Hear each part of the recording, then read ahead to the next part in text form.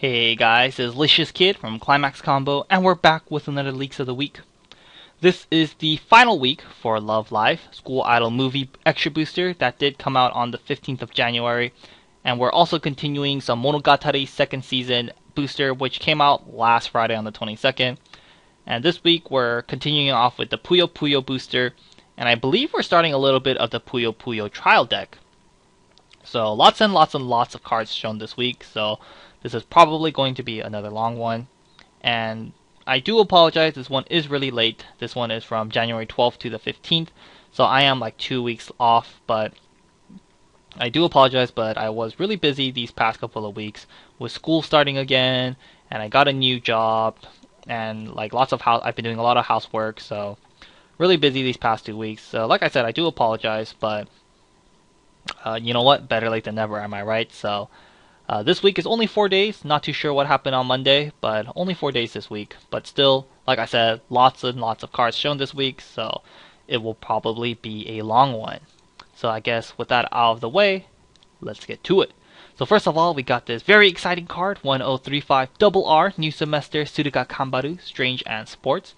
This was the card I kinda took a peek at last week, at the end of last week's video. But anyways, when you have two or more other strange character, this card gains the following ability of she's a level 1 suicider essentially. And she has another effect when this card is reversed in battle, reveal the top card of your deck, and if that card is a level 2 or greater, you may return this card to your hand. And of course, climaxes are treated as level 0, and you return the revealed card to its original position. She does have some synergy with this Araragi right here, so I guess I'll talk about him really quick. 00500 uncommon, Advisor Araragi Koyomi. Strange and Blood as per usual. He's a pay 1 bond for the level 1 Suicider Kambaru, and he's a 1k global for the Kambaru Suicider, which is kind of stupid. But anyways, just want to mention him really quick. But of course, we should talk about Kambaru first, because if Kambaru sucked, there's no point to running the Bonder, am I right? But this Kambaru, I will say without a doubt, I think she's really good. I think she's totally awesome. I really like this card. There's many things I like about this card. So her first effect, she's a level 1 Suicider, and like I said many times in this series, if your set has a level 1 Suicider, you should definitely consider running it, because, you know, level 1 Suiciders are just totally awesome. Such a good, effective way to get rid of annoying level 1s you can normally deal with. Just deal with it with a level 1 Suicider, and you should be good to go. Her first effect, or her condition to be a level 1 Suicider, is pretty much non-existent. You only need 2 or more strange characters, and that's really easy to do. So she pretty much doesn't even have a condition, and as we all know, 99% of the cards in this set are strange, so should be really easy to fulfill. But I think what makes her really awesome is, of course, her second effect. When she gets reversed in battle, reveal top, level 2 or greater, add back to your hand, which is just super cool. Of course, so when she gets reversed, you reveal top.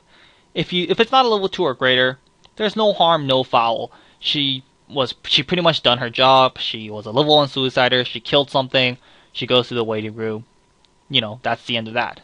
If you reveal a level 2 or higher, then it just becomes really, really strong, because it just comes back to your hand, and then next turn, so you pretty much +1 because you killed your opponent's character, and then it came back to your hand. So your opponent lost the character while you did not. So every time her second effect goes off, you do +1, which I think is pretty ridiculous. Like, if it doesn't go off, you 1 for 1. If it does go off, you +1, which is pretty cool. And I'm sure we know, since Monogatari does have the high experience requirement of usually 5 or 6, usually a Monogatari deck runs more level 3s than average. Usually they run, 8, 9, 10 level 3s, and of course, usually 1 or 2 of them is going to your level up area. Let's say, usually you put at least 1, so if you're running 10 level 3s, you're technically only playing with 9. But still, there are a lot of level 3s in your deck, and for that reason, her secondary effect would go off more than, her second effect has a higher chance of going off because of how the set plays. Because the set has such a higher experience requirement, her secondary effect would go off more often than not, as compared to another set, like let's say I don't know, Nisekoi. Nisekoi runs like what, 5, 6, 7 level 3s. Usually it's like 4 Kosakis, 1 Tachibana, maybe like 2 or 3 of the healing Chitoge. So usually 8, maybe 7, maybe only 2 healing Chitoges. So much more because of how the set is built, it has a higher chance of going off in this set, which I think is really cool. Has some little neat, nifty synergy right there. And lastly, she acts as like a free trigger check. It's your turn, you have 3 characters, you attack with, let's say, the level 1 Shinobu from last week. Your second attack is this Kambaru, she dies, you reveal top. If it's like, let's say it's a level 3, this Kambaru goes back to your hand, and now you know what you're going to trigger. So now your third attack, you can justify your third attack. Do you want to side with your third attack, or do you want to front to push in for more damage? Or let's say you have like a level 1, and a level 0 on your field. You front with your level 1 Kambaru, or you reveal top. Let's say it's like a flare trigger. So your Kambaru doesn't go back to your hand, but now you know you have a flare trigger off the top of your deck. So now you can make a decision. Do you want to side with your level 0 on your field just so you can guarantee to push for more damage, or guarantee to side for some damage? Or do you want to front with your other level 1? That way you attack for more soul damage and you have the flare trigger, and now you have a higher chance of that flare trigger actually going off. So it acts as a free trigger check during your own turn, which I think is just super, super, super awesome as well. So overall, I just love this combo. It's super cool. Level 1 Suicider can essentially plus you and acts as a free trigger check during your own turn. Just so many great things about this. I definitely think she's double R worthy. And if you're running red, I would definitely consider running 2 or 3 of her, because she's just super cool, man. Just super cool. And because she's so cool, that definitely increases the playability of this Araragi. Will this Araragi be ran though? I'm not too sure. Monogatari has so many tech level 0 options now. We have the 00 Hachikuchi, we have a stock Suicider, we have the 00 Hanakawa assist, we have the 00 Araragi, we have like last week's level 0 Kaiki, we have the level 0 Hachikuchi last week as well, the one that moves your opponent's field. The 00 Senjo Brainstorm, there's just so many level 0s now that are... Oh, the level 0 Ononoki, how can I forget? So many good tech level 0s you could be running now. Will there be space for this Araragi? Who knows, we'll see. But definitely, if you're running 2 to 3 of these Kambarus, definitely consider one of these Araragis if you manage to find the space. And he's only uncommon too, so it should be really easy to get. So, really, really awesome. Giving their Kambarus plus 1k power is kind of lolsy. It's like, does she really need that 1k? And will that 1k even really make a difference? It's kind of nice. But, mainly here for the bond, and hey, maybe the extra 1k can be useful. Maybe you give her the 1k, she'll be 4-5. You can kill a level 0 or like a really weak level 1 with the help of certain assists. Maybe she's 4-5 because of the Araragi. You have like the Hanakawa assist in the back from the very first booster. Now she's 5k. You tap 2, make her 7k Suicider, and then you kill something, and then next turn she can Suicide. Who knows? Maybe in a situation like that, the extra 1k can be helpful, but usually I don't think it will be. So, but still, that doesn't change anything. Overall, I just love this card. I think it's cool. Man, this should have been fucking Love Live's level 1 Suicider, but oh well. Totally awesome. Next card. 004KR, for her lover, Senjokahara Hitagi, strange trait. When this card is played from hand to stage, place top 2 cards of your deck to your waiting room. If there's any climaxes amongst those cards, place this card to rest. So this Senjo, nothing special here. We've seen this quite a couple of times, and cards like these have proven to be fairly useful, and this Senjo's no exception. Early stages of the game acts as a high beater, and in the early stages of the game, usually you don't hit a climax just because your deck is so cloggy with characters and events. Usually you don't hit climaxes. If you do, not the worst thing ever. And the mid to late stages of the game, she acts as a free mill in those tight situations. So definitely a good way to splash red into your deck. If you need ways to splash red and you still need a level 0 beater, definitely consider this Senjo. Run 2 or 3 of these, and I think you should be A-okay. Next up, more Puyo. No Love Live this week. So sad. So sad. But anyways, 00500R. Thinking of Lemles? Can't pronounce that. Remles. Fetty. Puyo and Occult. So 1k, all your other Genius Magician Lemles get plus 1k. And of course, she bonds for Genius Magician Lemles. I'll just call him Genius Magician. So bonds for the Genius Magician. So what the Genius Magician does, he's a 105k R, Puyo and Sweets. I don't know how he's sweets, that's not really candy. But oh well. When this card reverses its opponent in battle and you have the climax, let's be friends, everyone. Choose up to 2 Puyo characters from your waiting room and place them to your stock in any order. And let's be friends, everyone, is a green stock 1 soul. So this Genius Magician, well, of course we're going to talk about him first, because just like Araragi and Kambaru, if he sucked, then of course Fetty would suck. And so yeah, so Genius Magician. I think he's really interesting and cool. We've talked many times how level 1 or 1-0 climax combos that plus you when you reverse an opponent's character are really good. But now we have something new. When he reverses an opponent's character in battle with his climax, he doesn't plus you, but instead he gains you a shit ton of stock. When you kill something with him, you get 2 Puyo characters in your stock, or in your waiting room, and place them to your stock. And that's really cool, because that's 2 guaranteed clean stock that's going into your stock, or that's 2 clean stock that you're gaining, which I think is really, really awesome.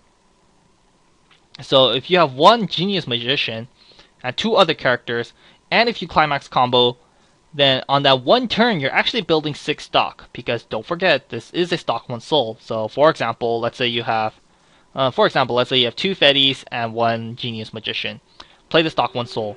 That's one stock. You attack with Fetty. 2 stock, you attack with the other Fetty. 3 stock, you attack with Genius Magician, that's 4 stock. He reverses his opponent's character, you gain 2 more stock, and that's now 6 stock. Oops, I forgot to mention this, but warning, the house next door to me is doing construction. So you might hear a lot of drilling, and it's happening right now. I don't know if you guys can hear it, but you might hear drilling and hammering. And it's really annoying and distracting, but they've been doing this for the past 3 days, but what can you do? If you guys can hear it, I deeply apologize, but I really can't do anything about it. They've been going at this for so long now.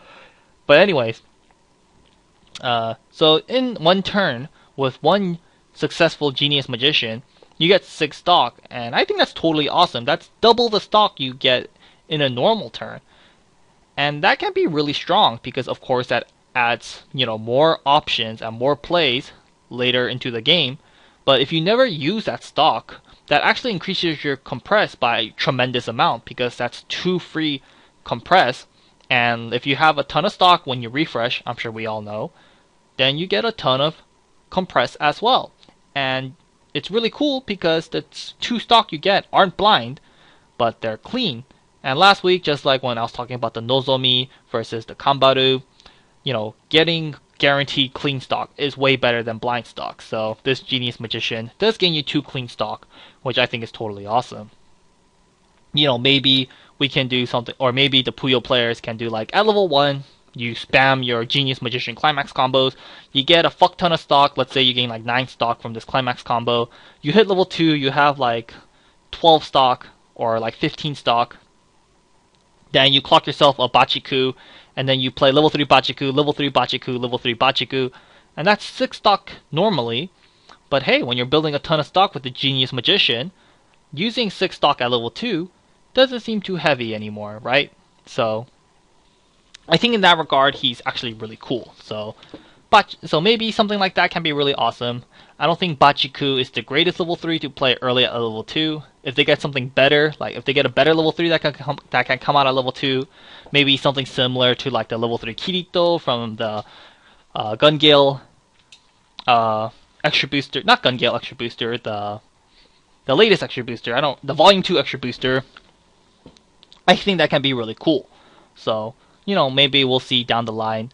If they can get something better than Bachiku that could come out at level 2, I think he's really awesome. If not, I still think he's pretty awesome. But is this better than the 1-0 climax combos that actually plus you, like Tachibana, Minami, that one girl from freaking Girlfriend Beta, I can never remember her name, the new Shinobu? Is he better than them? I don't think so. You know, he gains you a ton of stock. But getting more hand size from climax combos, I think it's better because with the extra cards in your hand, those cards can gain you more stock by attacking, and they advance your field presence, and they push for more damage as well. So, currently I think the ones that actually plus you, like Minami, Tachibana, are better.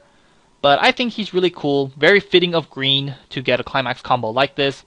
Usually the green climax combos that reversed and plused you usually grab from Clock. Prime example is the, what's his name from Terraform Mars? I think Komachi from Terraform Mars. Prime example, but you know, grabbing from your Clock isn't as good as grabbing from your deck or your waiting room because there's not as much options, and of course every time you do that you have a chance of clocking yourself with damage. So I think the new take on green climax combos that gain you advantage from reversing your opponent's character, I think this new take on it is very interesting, and it has a lot of potential down the line. So I personally like him a lot. You know, I just love gaining a ton of stock, so he fits right up my alley. I think the Genius Magician is really awesome, but you know, Puyo, there's still lots of cards to be shown. And if they get another character that like actually hard pluses you on reverse, like Minami, then I don't think he'll be played. But if he's the only one that does get benefits from reversing your opponent's character at level 1 for no cost, then perhaps he will be here to stay. So we'll see. Lots of potential, but still lots of cards to show for Puyo. So we'll just have to see. But I personally think he's super awesome. Fetty, because the Genius Magician is super cool in my opinion, I definitely think that does increase the playability of this Fetty. And also, do keep in mind, Fetty does give the Genius Magician plus 1k, which is very appreciated because since the Genius Magician does combo with a stock 1 soul, he doesn't gain any extra power, unlike Shinobu we talked about last week. Usually the cards that gain advantage off reversing your opponent's character, usually they combo with a 1k1 soul, which is really useful for those. But, you know, Genius Magician, he doesn't gain any extra power from his climax, so him gaining extra power through the help of Fetty, I think is most appreciated. So, because the extra power he gained from Fetty is quite nice, I would definitely consider running, if you're running like 3 or 4 Genius Magicians, go ahead and run 1 or 2 Fetty, because the bond and the extra power is most appreciated. And onto some yellow cards. We got 1/1/6/5 common Pantakyu Arie, Puyo and Magic. Continuous for every other level 0 or lower character. She gets plus 500 power. So with a full field of level 0, she's a 1/1/8/5, which is pretty cool. But I would not recommend this card because she still gets owned by level 1 Suiciders, and having your 1/1s getting killed by 1/0 Suiciders is never a good thing. You know, one of the reasons why 1/1s are not popular is because of level 1 Suiciders. So yeah, she gets rocked by level 1 Suiciders, and it's pretty difficult for her to hit her full potential of 8/5, because, like I said, you need a full field of level 0s, and if your 2 front rows are always filled with level 0s, then you're probably hurting yourself more than doing yourself good. So it's pretty difficult to hit her full potential, and she still gets rocked by level 1 Suiciders. In the end, I would not recommend her, and I would say just run better cards. I mean, she's only a common for a reason. Next up, we got this freaking, man, these two, they must have partied too hard last night, because they look fucking, they're done for the day. But anyways, 1/0/4/5, common, Pantakyu Carbuncle, Puyo and Mystery. When this card is in the middle border of your center stage, this card gets plus 1 soul. And this guy has Clock Encore.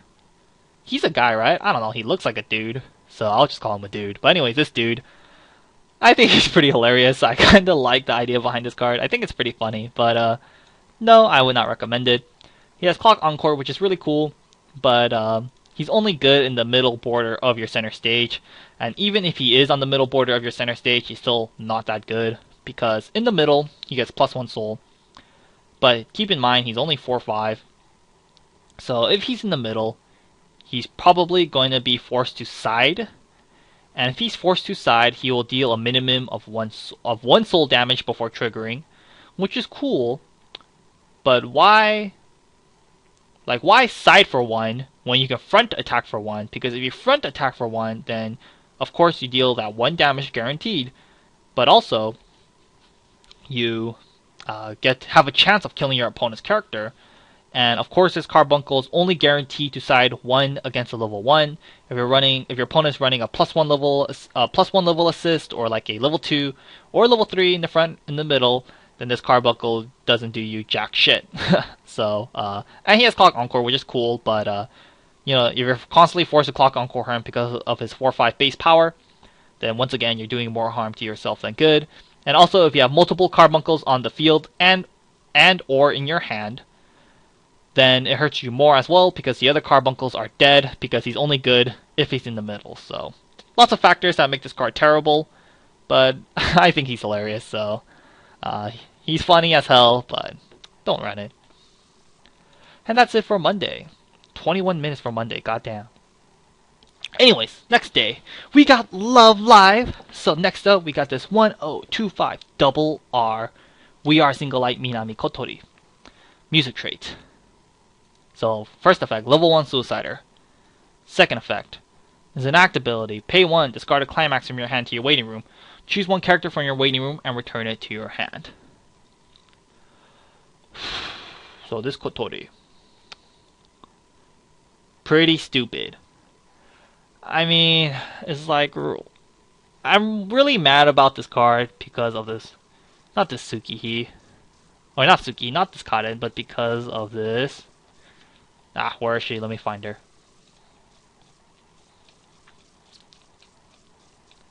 Where's Honoka? Because of this Honoka, a couple weeks back, we talked about this 2/1 level assist Honoka, and her second effect, in case you guys forgot, is pay 1, discard a climax, choose 1 character from your waiting room, and return it to your hand. Pay 1, discard a climax, choose 1 character from your waiting room, return it to your hand. Are they fucking serious? They added the same damn effect on 2 cards in the same set. It's like, why? Why would they do that?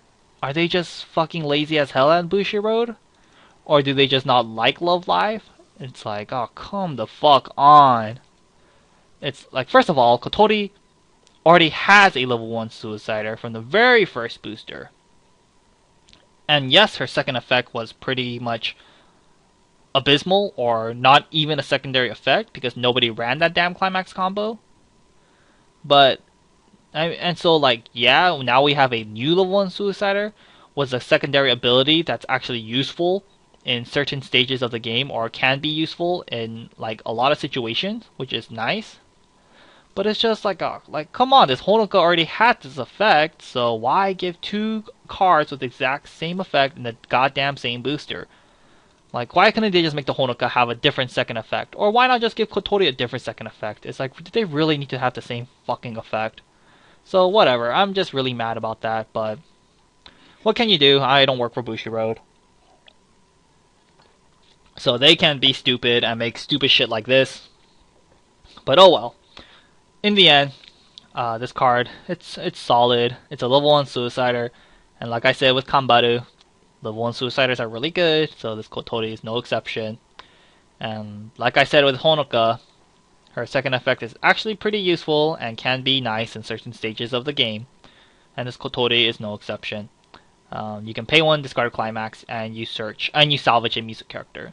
And do keep in mind this effect is spammable because it's an act ability and you don't have to rest or anything. So you can't spam this. So if you have like 2, 3 climaxes in your hand, you have 4 cards left in deck, you want to refresh with those climaxes, just pay 2, pay 3, discard those climaxes, salvage.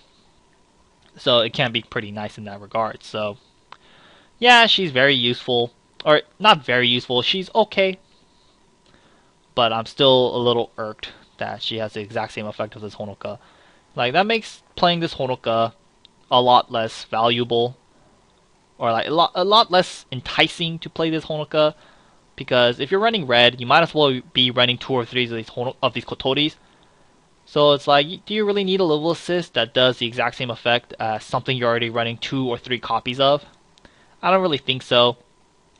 So it's like, why not run another assist? You know, you could run these Kotoris and run like the Eddie assist, the Hanayo assist from the first booster, or like the Rin assist, or something like on those regards. So kind of a bummer, you know. Honk honk, very cute, but now there's no real reason to play her when we got Kotori. So a big bummer in my opinion, but what can you do? It's still solid, and yeah. This Umi, this is quite easily the most counterproductive secondary effect I've seen so far, and I would have to agree. It is pretty counterproductive. 2125R, Sunny Day Song Sonata Umi, music trait. 2-5 backup. However, when you use this card's backup, and you have a music character, you may pay cost, which is clock yourself 1 damage. If you do, return all cards in your waiting room to your deck, then shuffle your deck. So I'm sure we all know that if you refresh via a card effect, then you don't take refresh damage. However, this Umi, yes, you do refresh. However, the cost to refresh is clocking yourself 1 damage. So it's like you get a free refresh, but not really, because you're clocking yourself 1 damage. And the bad part about refreshing is you take 1 guaranteed damage. And this Umi does the same thing, because you're taking 1 guaranteed damage. So, yes, it's counterproductive. However, I still really like this Umi. I think she's, like, as stupid as it is, I actually think she's really cool. Because you do take the refresh damage, but you take it early. And because you take it early, I think it can be really cool in certain situations. Like, let's say you have like 7 cards left in your deck, and you have no climaxes in there. It's like, why? Like, in a normal situation, you would be forced to eat all 7 damage, refresh, and then go from there.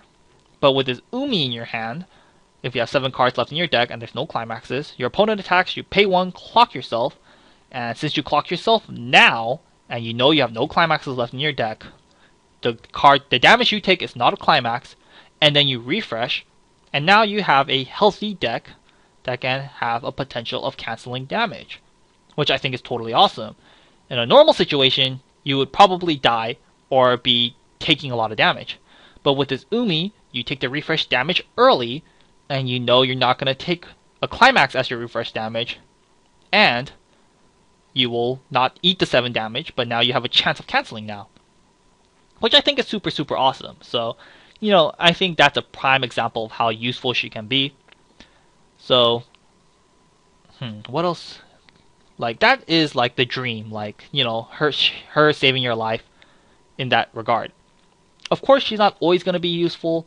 You know, if you have like 5 cards left in deck, and you have like 2 climaxes or 3 climaxes in there, then this Umi isn't very useful. But in those turns, or in those games where we get pushed for a lot of damage, or like we're just not compressed very well, or we have a bad turn where we attack, and then we like trigger climax, or like clean, trigger a book, draw another book, and it's like you only have like 1 climax left in your deck out of like 10 cards. In those situations, I think this Umi can be really, really cool.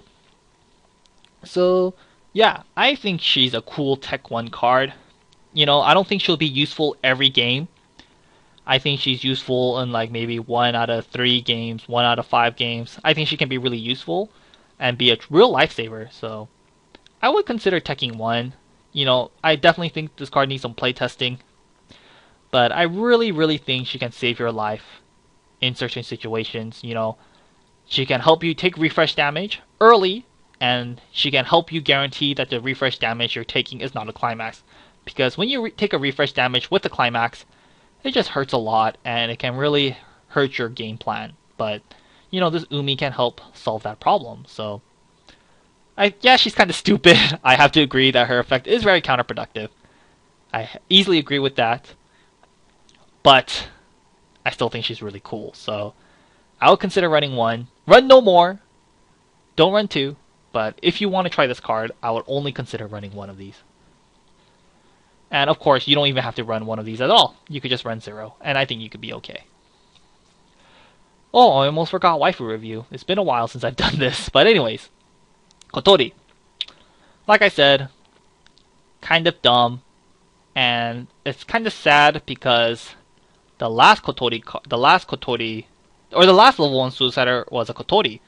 And now the new Suicider Kotori got is, or the new Suicider we got is Kotori. So for the waifu deck, it kind of sucks. Kotori didn't get much to play with this booster for her waifu deck.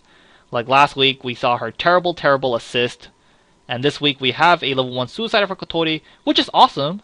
But Kotori already had one, so for this booster, it looks like Kotori got crapped on. No love for Kotori.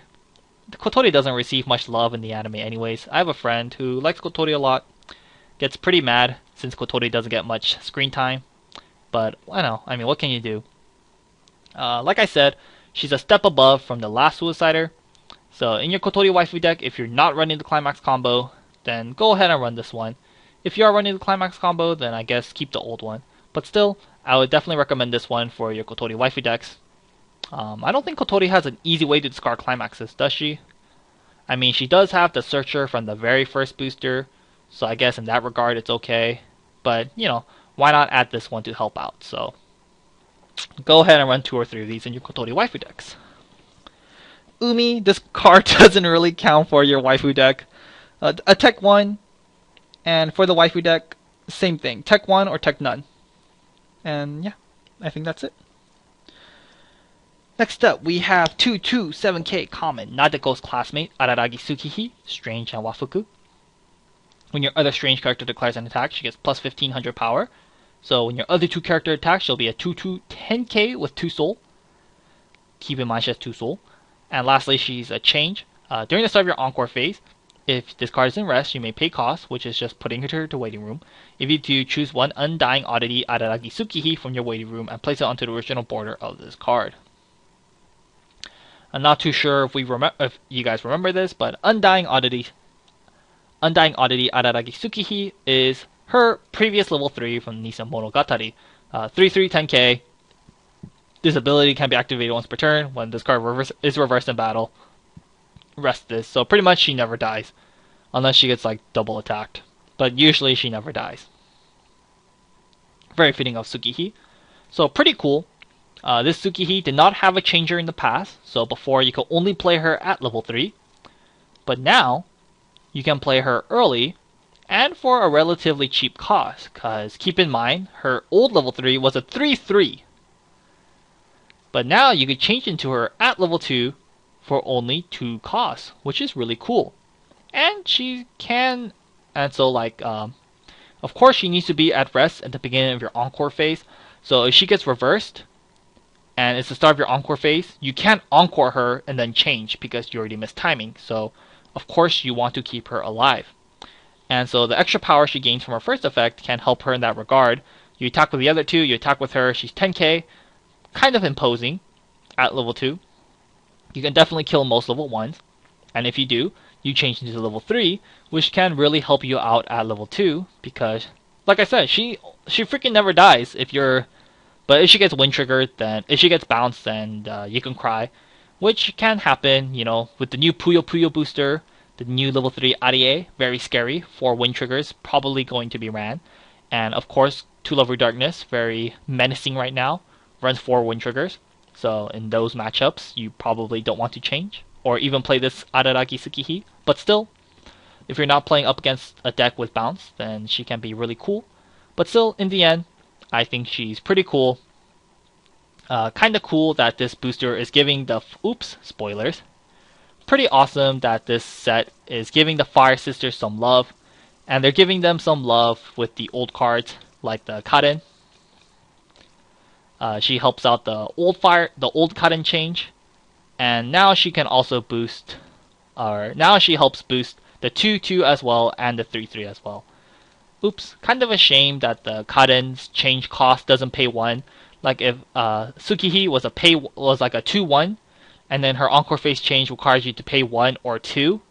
I think that would have been really cool, because that way you can use Karen's second effect to reduce the change cost. But because Karen's change doesn't require any stock, she doesn't synergize that well with Karen, so kind of lame. But in the end, if you're running your Fire Sisters deck, go ahead and run one, because if you change into her at level 3, if you change into the level 3 at level 2, and your opponent doesn't have bounce, they're gonna be in a pretty rough situation. Can't kill this bitch, and she has 3 souls, so she's gonna wreck you pretty hard if you're not compressed. So in the end, I think it's really cool. The 3-3 finally having a changer, and only for 2 stock, I think it's totally awesome. So I really like this card.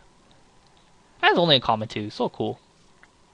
Kinda sucks for people who want to get into the Monogatari series just from this booster, which I think is totally possible because a lot of these new cards are good. But for people who want to do that, this card doesn't, or this Karen, or this Tsukihi is pretty much dead, because it's like, oh shit, I don't have the Tsukihi, so I can't even play this card. But kind of funny, but still kind of lame, or kind of sucks for the new guys. Anyways, more Sengoku. 2/1 5k are Puppet of Ouroboros Sengoku Nadeko, Strange and God. So first of all, she's a level assist in front, and she combos with this Wind Trigger. When the Climax of God is board onto your Climax border, choose one of your cards against the following ability until the end of the turn. When this card reverses its opponent in battle, you may choose one of your opponent's character and return it to your hand. And this is a Climax common. Oh, this is pretty funny when she comes out. She says Nadeko Daio, I think. I think that's what she's saying, right?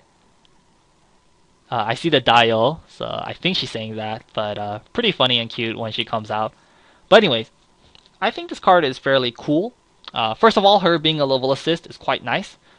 I'm not too sure if yellow had a level assist. I guess I'll do a quick check. I'm just gonna check with Nisamono. Are any of these level assists? Is this a level assist? No, that's a changer, I know that. Nope. I like to say yellow didn't have a level assist, but if they do correct me. But anyways, first of all, her being a level assist is already quite nice. And her second effect is actually kind of cool. It's completely costless, and pretty much when one of your characters kills something, you choose one of your opponent's character and you return it to your hand. So, and of course, this card doesn't specify anywhere, so you can choose your opponent's back row, you can target one of your opponent's annoying level 3s, and it can be pretty cool since this effect since you can start using this effect at level 2, you can like bounce your opponent's level 3s that come out of level 2. Like let's say your opponent plays, I don't know, level 3 Kirito, and then it's your turn, and then you play like, I don't know, you play some cards. You kill one of your opponent's characters, and you could bounce your opponent's level 3 Kirito to their hand. And now that the level 3 Kirito's in their hand, of course you don't have to worry about it.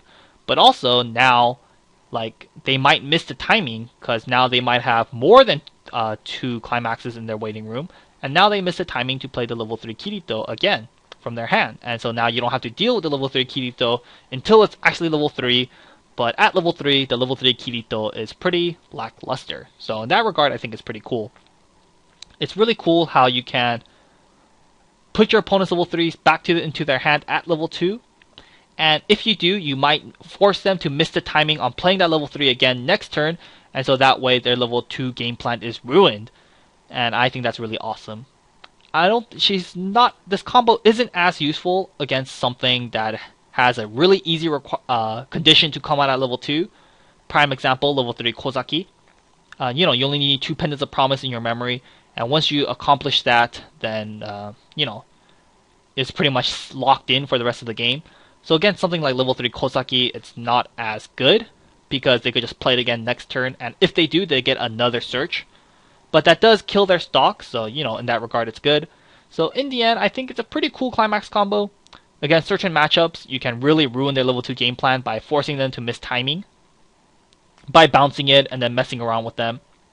And even if they don't, you can still, like, even if it doesn't ruin their game plan, like if it's like level 3 Kosaki, they play it again, you make them use more stock, but in Kosaki's case they get another search, so it's a little iffy on that one. But still, against other stuff, like maybe against the Girlfriend Beta one, they play it again, and then it's only 8-5 for the turn, so you know it can be annoying if you constantly bounce that one. In that matchup, it can be pretty cool. Or even if they don't have a level 3 that comes out of level 2, if they have like a 2-1 assist, just bounce the 2-1 assist back to their hand, and next turn they're forced to pay 1 again for that 2-1 assist, or maybe a 1-1 assist. Or like if they just have a really good assist, just bounce it back and make your opponents feel weaker for the turn. So I think she's really cool, costless, level assist, and wind trigger being a pretty awesome trigger. And yellow, I think, has proven to be a pretty awesome color already from Monogatari. I think she's cool, and I think she has my seal of approval. Will she be ran? Or like, will the Climax combo be ran even though I say all this? I'm not too sure. You know, 4 flare triggers is already like locked in. There's no way you're not going to be running 4 flare triggers. And then the other triggers, the other climaxes, what are you going to run? Are you really going to run 4 flare triggers and 4 wind triggers? I don't think so. And spoilers, because I'm doing this really late and I know all the cards. Next week there's a really good Senjo that combos with the gate, so I definitely think the climax lineup is gonna be 4 gate and 4 flare triggers. So even though I like this combo a lot, I don't think it'll be ran. Maybe like you could tech 1, maybe, but I don't think so. I don't really see it happening. Next up, we got this 1045R. Trust Nobody, Sengoku Nariko. Damn. Trust Nobody, that's messed up. But anyways, when this card is played from hand to stage, this card gets power plus X, where X is the number of strange characters you control by 500. She does include herself, so with a full field, she'll be a, what, 107k? Yeah, 107k. And when this card is reversed, or when this card reverses its opponent battle, you may choose 1 card in your level area and 1 card in your waiting room and swap their positions. This Nadeko, I don't think it's very good. Play from hand to stage, it'll be 6-5, it'll be 7k max, and when you kill something, you swap your levels. Can be pretty good in case you missed your experience timing or your experience requirement, but I don't think it's very necessary. Like, I think you're better off running the 1-0 Shinobu that gets plus 2k during your own turn if you control 2 or more strange characters. We talked about that card, I think, like 2 weeks ago now. And she's in yellow. And like I said, we already established that yellow is going to be a main color in the Monogatari decks, a staple color in the Monogatari decks. So, like, you're better off running a 1-0 that hits 7k with only 2 characters, with the condition of only needing 2 characters on your field during your own turn, as opposed to a 1-0 7k or a 1-0-4-5 that can hit 7k, but it requires more work and only is strong for that turn. Unlike the Sengoku that is easier to hit 7k, and if she survives, can be 7k again next turn. And you know, the upside is this Sengoku has the whole swapping thing, but I honestly don't think that's necessary. If you build your deck right, and if you, clock effectively, and just manage your resources effectively, hitting the experience requirement isn't very difficult to hit at all, so I would say just scrap this away, and you're better off with the Nadeko we talked about last week. Wow, this is an R? Kind of a bummer, but I would not play this card. I think the 1-0 Nadeko from 2 weeks ago is way better. Man, lots of Sengoku cards this booster, huh? Lots of Sengoku and Kanbaru. Next up, 2175, Uncommon, Devilish Girl, Sengoku Nadeko, Strange Trait. When this card declares an attack, and the character directly opposite of this is level 3 or greater, she gets plus 6k. So if she's fighting a level 3, she'll be 13-5 before assist, which is pretty damn strong, so not too shabby. She doesn't have a second effect or anything, but still, she gets the job done. Definitely you can consider teching one of these if you're running blue. So yeah, definitely you can consider running one. I will only consider one, maybe 2, but I'll probably just go with 1. Next up, we got this very cute looking Sengoku 1165. Cute girl. Oh, lol. The new name is Cute Girl too. Cute girl Sengoku Nadeko. Strange trait. When there's a 4-lock girl Sengoku Nadeko in your level area, she gets +1 level and +1k. So if you're running the whole 4-lock girl Sengoku deck, then she's not too bad to consider because she'll be a level 2 7-5 at level 1, which isn't too shabby. Her being level 2 makes her impervious to level 1 Suiciders such as Kambaru and Kotori, and she's 7-5, which makes her hard to reverse for cards like level 1 Shinobu, and of course cards like the Genius Magician. So not too shabby. If you're running the whole 4-lock girl deck that we talked about last week, then you can consider running 2 to 3 of her for your level 1 game plan. So yeah, in your normal decks, I would say just stick to the whole Shinobu Climax combo, and pair her up with the 1-0 Nadeko, and pair those up with a couple of combos. I think you're good to go from there. So yeah, don't think she's too necessary in the normal decks. More Puyo cards. Oh man, this is getting difficult already. It's 46 minutes in and we're only on 2 days. But anyways, 1-1 7k common Popoi. Puyo an animal. This card cannot declare a side attack, and it has Clock Encore. Popoi, not too good in my opinion. 1-1-7k, so he's only vanilla power. He still gets rocked by Suiciders. He can't side attack, which sucks. He has Clock Encore, which is kind of cool, but I think you're better off running better 1-0s or better 1-1s than this. We have this card. She synergizes with Popoi. It's a 001KR. Popoi's Ventriloquist, Accord Sensei, Puyo and Teacher. First of all, she's a level 0 Suicider, so in that regard, she's already playable. And has another effect of during the start of your opponent's attack phase, you can pay cost, which is pay 1, clock yourself. If you do, choose 1 Popoi from your hand and place it onto any border on your stage. Popoi or Accord Sensei. She's level 0 Suicider, so in that regard, she's already playable. But her first effect is kind of cool. I mean, if you get her first effect off at level 0, then the level 1 Popoi can cause some havoc on your opponent. But still, I think you're better off saving your deck. Like, you have to commit quite a lot of deck space for this. You have to run a couple of Court Senseis, of course, which isn't too bad. But, I mean, do keep in mind, we have the level 0 Stock Suicider from last week. That's a Stock Suicider with a pretty nifty second effect, so I think the Stock Suicider is better than this. So, first of all, you have to be running a couple of these mediocre cards. And also, you have to be running a couple of these mediocre cards as well to keep this combo consistent.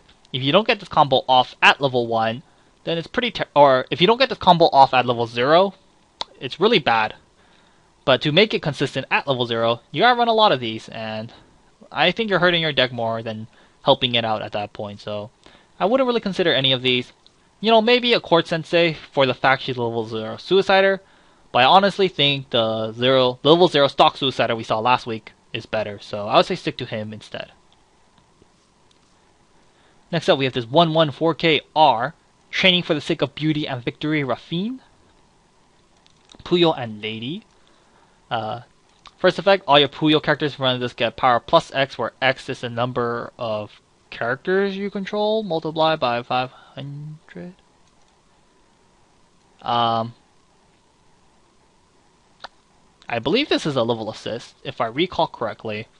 Definitely not this is like, if this is definitely a typo, I'd say, but I do believe she's a level assist, so a 1-1 level assist for Puyo characters.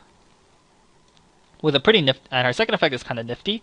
Once played from hand to stage, you can pay cost, which is discard a card.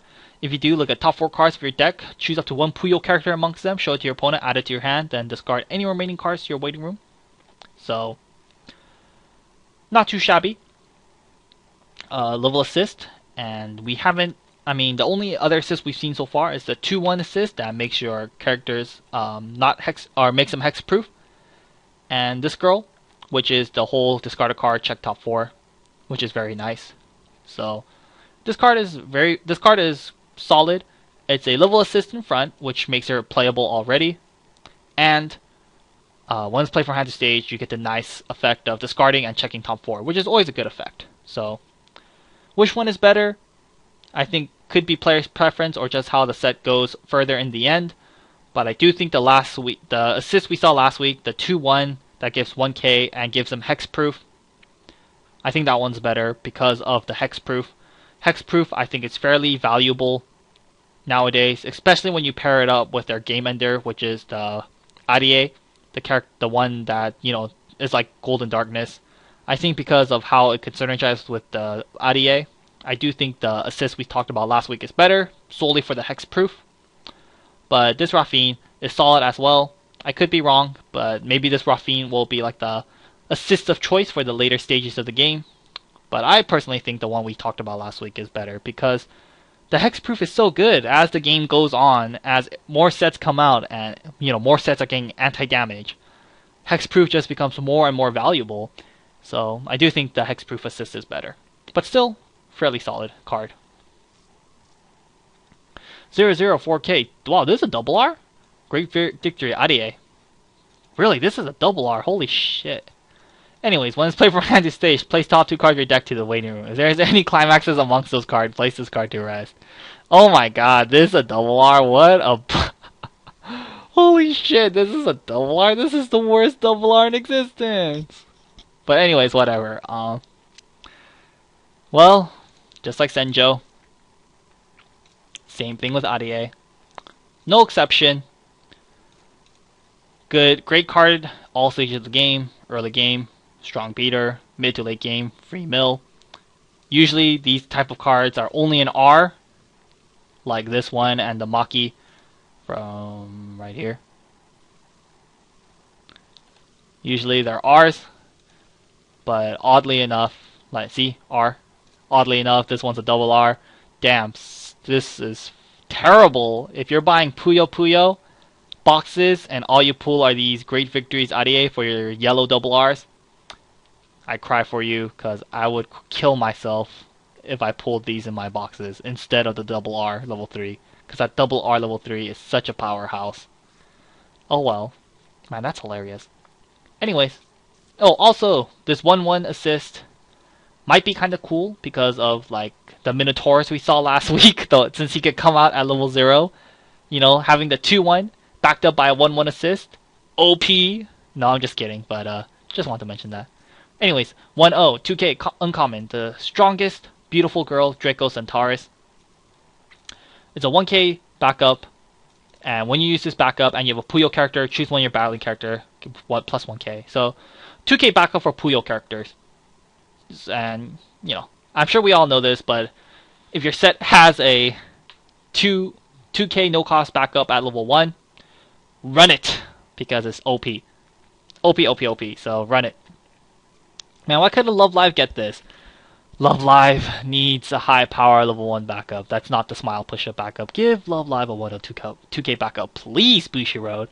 But oh well. It's too late. I just have to wait for the next booster. If they ever get one. Or maybe wait for Sunshine. Anyway, 001500 or 001500 common blue Puyo. Trait Puyo, of course. You can play any number of these in your deck. So, and another ability for every other blue Puyo character on your center stage, it gets plus 2k. So with a full field of Puyo characters, or blue Puyos, this is what, 0095, which is pretty ridiculous. Right? For every blue Puyo on your center stage, it gets plus 2k. Yeah, so if you have 4 other blue Puyos, it gets plus 8k. So it will be a 0095. And then your opponent can kill themselves. So, if you have a million of these blue Puyos, if you're running 42 blue Puyos, then you can guarantee yourself a field of 0095s. Which is pretty hilarious, but, really? Oh, on your center stage, derp. Okay, I knew that was too good to be true. I was like, no way can you have a full field of 0095s. Okay, center stage, so it will be 5/5 max, which makes it lamer, but still, it's a joke card, but it does have some synergy with the next few cards we'll talk about right now. So 1/1, 6/5, uncommon, Clear Mind, Ringo, Puyo, and Science. For every marker underneath the card, it gets +1 level and +1k. When this card reverses its opponent in battle, you may choose one blue Puyo from your waiting room and place it underneath this card to serve face down as a marker. Last effect, when you place a card underneath the card as a marker and you have 4 or more markers, place this card to your stock, then choose one Puyo character from your hand and place it onto any border on your stage in rest. So pretty much, it's kind of like a changer, but it takes some time to build up because, first of all, it's a 1/1/6/5. You kill something, 7/5, another thing, 8/5, 9/5, 10/5s. So the max she will hit is pretty much 9/5, because once you hit the 10/5, she's gone. Right here, as the author says, third effect is compulsory should you fulfill the fourth effect, the condition of 4 markers. Like once you hit 4 markers, boom, it happens automatically. You can't really stop it. So pretty much she peaks at 9/5, and when you do hit the 4th marker, she goes to your stock. So she pretty much paid for herself because she costs 1 herself. And if you killed 4 things with her, then that's really good. That's a lot of value off this one card. She goes to your stock, and then you choose any character in your hand and you place onto your stage in rest. So you can cheat out level 3s at level 2. So of course, prime examples are like the Arie we talked about from the very first week of Puyo. Can be quite devastating.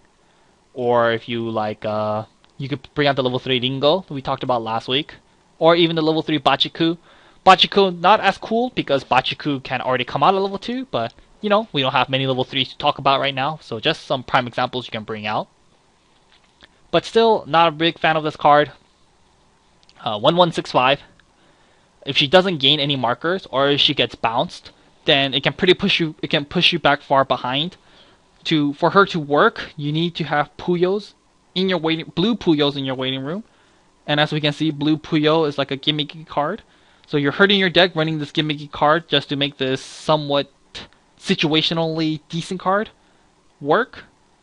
So in the end, it's too much work. You're hurting your deck space and your deck creation by forcing yourself to run blue Puyos. And she has to kill something 4 times for her to be good. So I wouldn't recommend this card. I mean, it's kind of cool because the second effect is a May ability. So if you do kill something, you don't have to get the marker. So you can keep her at 3 markers max all the time. So you'll have a 1/1/9/5. That's level 4. So you can do something like that. But still, I wouldn't recommend it. Just run better cards. That's it for Tuesday. Already at 57 minutes. Goddamn. But anyways, more cards. Alright, now for Wednesday, we got level 3 Shinobu, which we already talked about. But they're showing it again because it synergizes with the new level 3 Shinobu right here. So, new level 3 Shinobu. Oh man, they worked real hard to squeeze that name in here, right? Damn, that's like the smallest font I've ever seen in this game.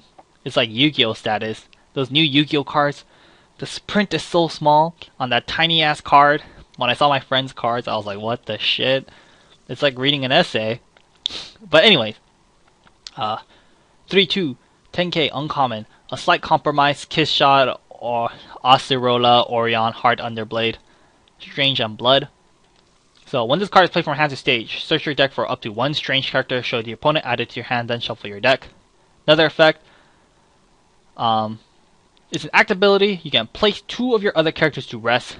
Place this card face down underneath and Folklore Oshino Shinobu without a marker to serve as a marker. If you do, place all your characters' cards from your waiting. Okay, so place all your opponent's cards from your opponent's deck to his waiting room. Then place all your cards from your waiting room to your deck. Then shuffle your deck. So this Shinobu, very interesting. Very interesting that she synergizes with the previous level 3 that we talked about. And I mean, who could have seen it coming? This level 3 doesn't gain any benefits from marker, so it's like kinda interesting. Like you give her the marker, but it doesn't actually do anything. But still, anyways. So this Shinobu, well, first let's talk about her first effect. Her first effect pretty much guarantees that you can use her effect the same turn, because her on play searches for a strange character and adds it to your hand. Of course, if you don't have a Shinobu in your hand already, then get a level 3, get the Folklore Shinobu to your hand, so that way you can use her second effect.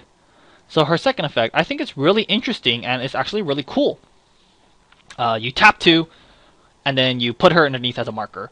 So because you tap 2, of course, that means you can't brainstorm for the turn, you can't tap your back row for the turn, etc, etc. So do keep that in mind. But I don't think you really have to brainstorm if you're going to use her second effect, because this new level 3 Shinobu, or I'll call her this Kiss Shot. I'll call this one Kiss Shot, and I'll call this one Shinobu, just because I'll be referring to them back and forth. But anyways, Kiss Shot. So you can't mess with your back row for the turn to use her second effect. But I don't think that's necessary, because Kiss Shot on play searches. And usually you brainstorm to search, because Monogatari has search brainstorms. So, she already searches, so you don't have to brainstorm, because Kiss Shot already searches. And secondly, usually you also brainstorm to, compress your deck to mill faster. But keep in mind, Kiss Shot, she refreshes your deck for you. So when you play Kiss Shot, your opponent is forced to refresh, and how they refresh is they place all their cards in their deck to the waiting room, and since all their cards are going from their deck to the waiting room, they are forced to refresh normally, which means they are going to take a refresh damage. However, you, the player playing Kiss Shot, refreshes via ability, because all the cards in your waiting room go back to your deck, which means you don't take refresh damage. And I think that's really cool, because as you can see, you force your opponent to take refresh damage, however you don't take refresh damage. And forcing your opponent to take 1 guaranteed damage at level 3 is pretty damn scary. Especially like if your opponent was super compressed. Like let's say your opponent has like 10 cards left in deck, and let's say 5 of those are climaxes. However, they have like 20 cards in their waiting room, and only there's like 1 climax in there. Don't mess with the fucking 10 card 5 climax shit. Just make them refresh now. They take 1 guaranteed refresh damage, and now they have a higher chance of taking damage. Very similar to like the level 3 Happy Maker Rin, how it increases the chance of your opponent taking damage. This Kiss Shot is kind of the same, that in the sense that it can potentially force your opponent to take more damage. But at the same time, they take 1 guaranteed damage, and you get a free refresh, which can really help, because you deny the 1 guaranteed damage you would have taken originally if you were to refresh normally, like your opponent would have. And also, like if you have a bad roll and you just really want to refresh really quickly, then this Kiss Shot can help you out in that situation. So overall, I think this Kiss Shot's really fun, and I think she's really cool. The fact that like it has such cool synergy. Like on play, you grab her level 3, so it's like guaranteed, and then also you force your opponent to refresh, take a guaranteed damage, while you don't take any damage at all, and you get a free refresh at the same time. So super, super, super, super cool in my opinion, and only uncommon. I think she's a ton of fun, and like I said in the other videos, I think Shinobu. I would have to say Shinobu is my favorite Monogatari girl. So for that reason, I think it's a lot of fun. I think it's cool too. But like how, like will this be ran, is the question. Because just like Happy Maker Rin, she doesn't really. I mean, she guarantees 1 damage, but how much deck space can you afford? Because do keep in mind, to keep this combo to work, you need to run both of them. And both of them, they're not really game enders, and they're not like real lifesavers, Like they don't heal. They don't actually heal you or save you. If you're at 3-6, then like yeah, Kiss Shot can potentially save you. Shinobu won't save you. So they don't actually heal you. And none of these are actual game enders. You could be running cards like, well, spoilers, the level 3 Senjo from next week, or the level 3 Hanekawa that we're going to talk about very soon. Right here, spoilers. You could be running like real game enders, or you could be running real cards that heal and game end at the same time, like the level 3 Hachikuchi that we talked about a couple weeks ago. So, will people be running this? Will they be running this? Because, like, for example, well, spoilers. Next week, we're going to talk about Senjo. So, people run like 3 Senjos, like 3 Hachikuchis, or like, let's say, like, people run 4 Hachikuchis, 3 Senjos. That's already like 7 level 3s, That's already a lot of level 3s. You could run like 2 of these Shinobus, and then, like, is there enough level 3 space for this Kiss Shot? Is the question. Because, like I said, you have to be running both of these. And will there be space for both of these level 3s? Who knows? But I personally think it's really cool. And like we said, yellow has already been established to be a very strong color. Like if this pair was in like blue, I would say the playability of this combo goes down drastically. But because yellow is such a powerful color, I think the playability of these two go up tremendously. So in the end, I think it can work. Like, I think you could run like 3 Hachikuchi, maybe like 4 Hachikuchis, 3 of the old Senjos, or 3 of the new Senjos we'll talk about next week. Maybe like 2 of the Folklore Shinobu and 1 Kiss Shot. Maybe.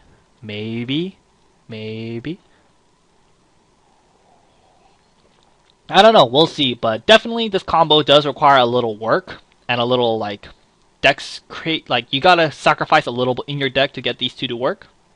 But I definitely think these two pair has a lot of potential. And this is only an R, and this is only an uncommon, so you really can't complain. I think, like, last week when we talked about level 3 Shinobu, I already thought she was a cool and a pretty decent card to run. So, like, the fact that she synergizes with a card that's also fairly solid and decent also increases the playability. So, I honestly think we'll just have to see with some playtesting and, like, how the deck actually turns out. And, like, once we see how the deck plays, I think then we can see if there's enough space for this Kiss Shot. But as of right now, I would think, like, maybe 3 Hachikuchis, 3 Senjos, 2 Shinobus, and maybe 1 Kiss Shot. I would try something like that personally. So I think this card is cool. Has potential. Will it be ran? If it doesn't end up being ran, I honestly would not be surprised. But honestly, I can't see this card being a Tech 1 of in some decks because I think I think it can be pretty powerful. So I think this card Tech 1 at max.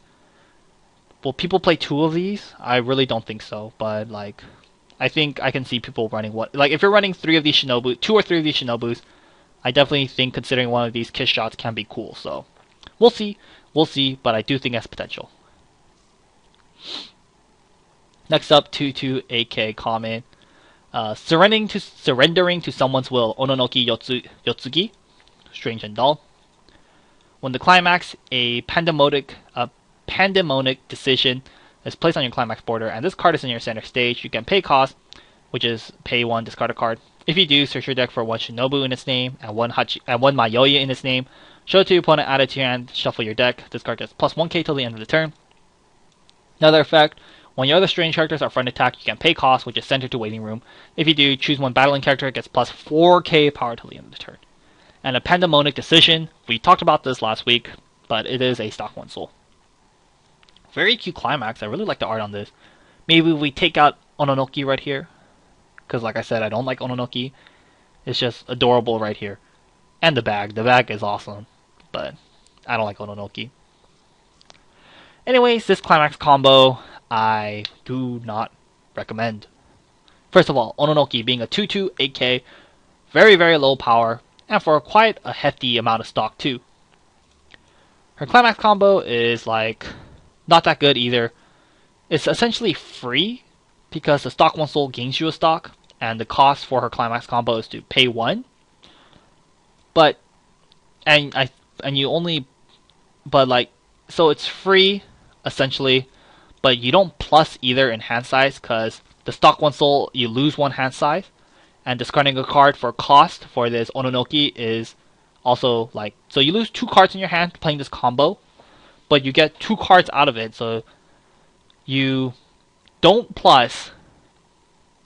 She's low power. She costs a shit ton of stock too, and you only gain 1k power out of it. So she'll be a 229k, because keep in mind, she doesn't gain any power from this climax. 229k before assist, which is in, like, she can't really kill level 3s, can't kill level 2s, usually. And level 1s, some level 1s can actually back up against her, so I think it's not very good. Her second effect, I don't think is very good as well. You place it to the waiting room, choose one strange character, gets plus 4k, so it's like a 4k backup. It's like a 4k character backup. We've seen cards like this again. We've seen cards like these, but I don't think we've seen a card that gives 4k.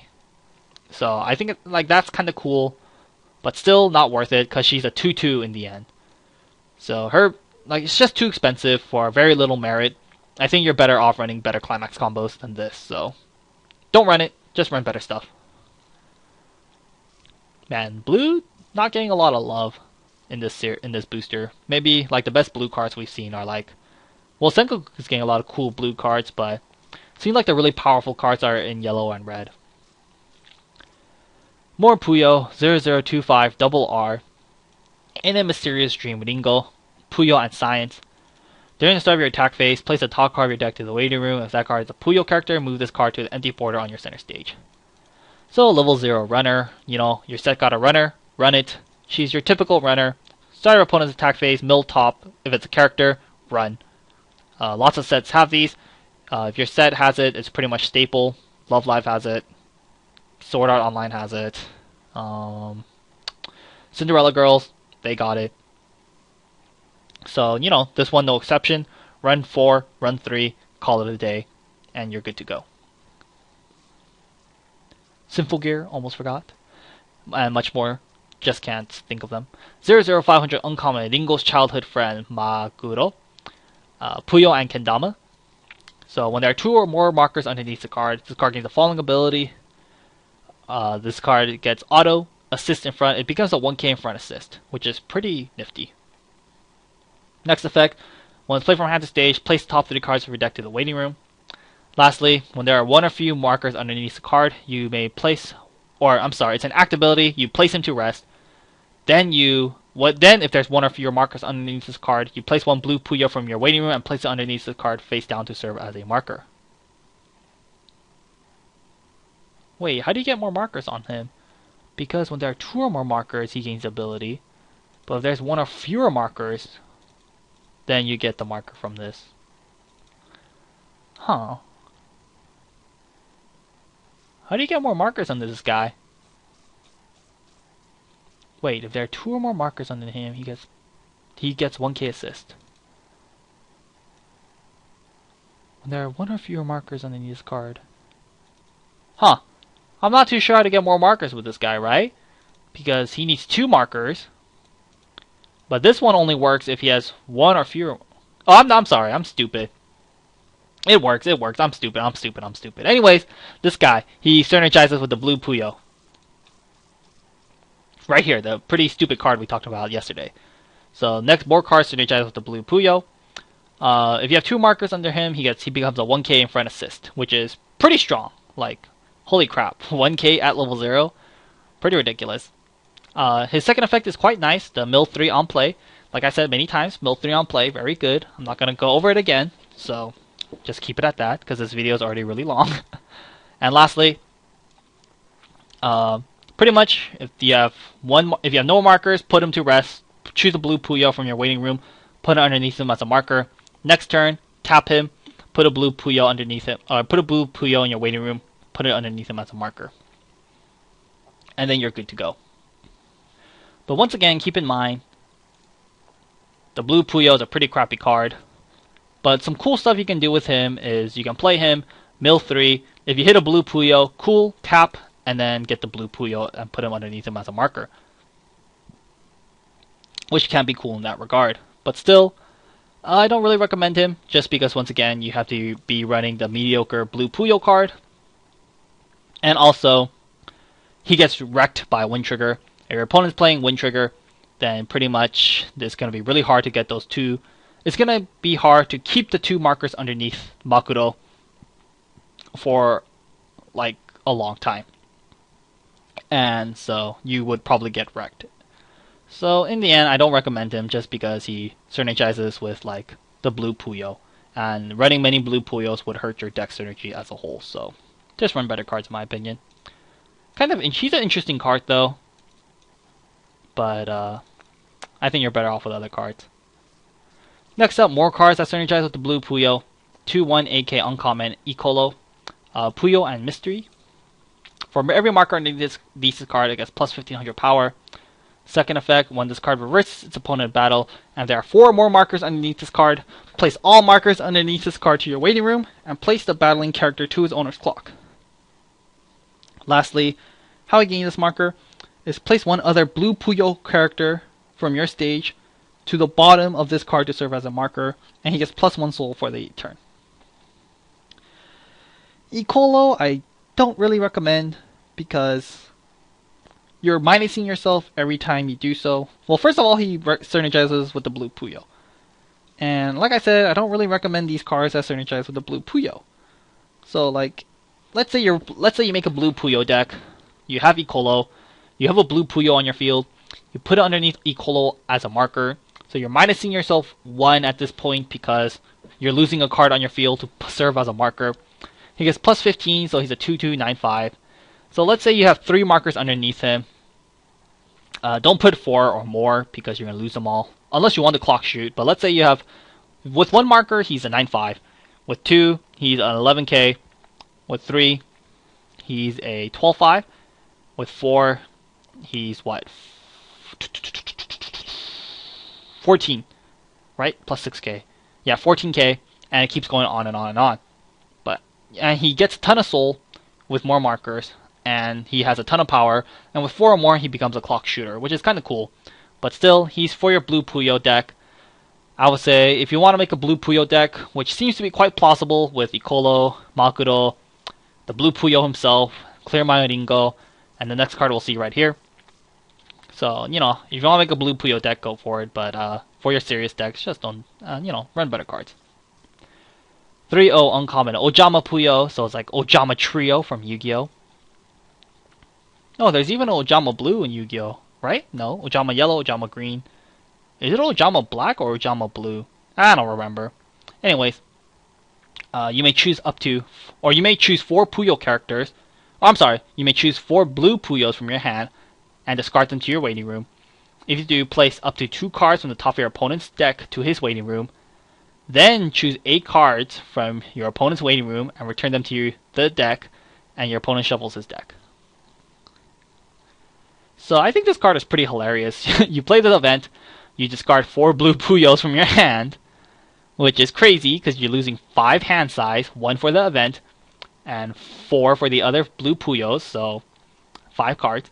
If you do, place your opponent mills 2, well your opponent mills up to 2, then you choose 8 cards from your opponent's waiting room and return it to your deck.